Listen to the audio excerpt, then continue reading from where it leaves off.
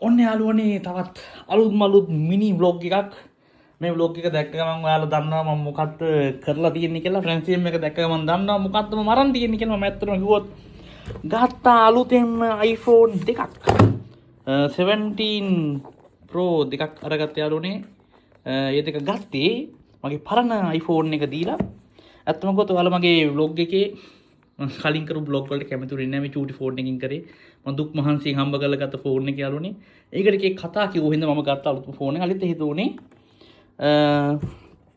මගේ පරණ ෆෝන් එක තියෙනවනේ ඒකේ මෙහෙමයි දැන් බ්ලොග් එක කරත් මේ විදිහට හරවලා මේක ලස්සන කරන්න විදියක් තිබෙන්නේ නැහැ ඒකත් එක්ක ඔයාලා දාන පරණ බ්ලොග් ටික බලුවා නම් මම මේකට කෑ ගහනවා මේ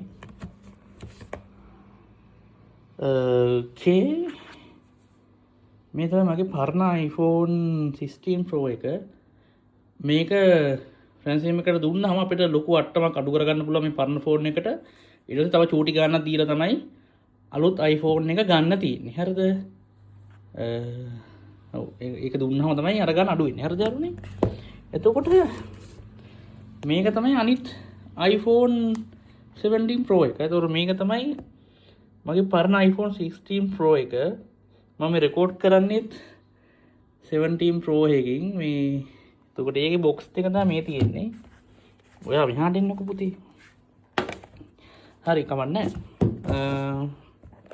මේ තියෙන්නේ දෙක. දැන් මට මේ ෆෝන් දෙක අත් දෙකට අරගෙන ලස්සන බ්ලොග් කරන්න පුළුවන් යාළුවනේ.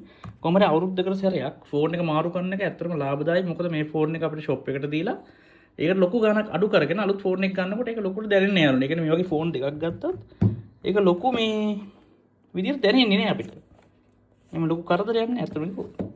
කොහොම හරි ඔව් ඕක තමයි මට ඔයාලට කියන්න ඕනේ ඇත්තටම කිව්වොත් ඒක මිනි බ්ලොග් එකක් නෙමෙයි නිකන් පණිවිඩයක් දෙනවා වගේ දෙයක්. ඒකත් එක්ක මම හිතනවා ඔයාලා මගේ බ්ලොග් වලට කැමතියි කියලා. මම ඉතින් අලුතෙන් බ්ලොග් කරන්නේ මේ ෆෝන් එකෙන්. ඇත්තටම මේ ෆෝන් දෙකෙන් මේ ෆෝන් එක මේ දෙන්න මේ ඔව් ටටා බයි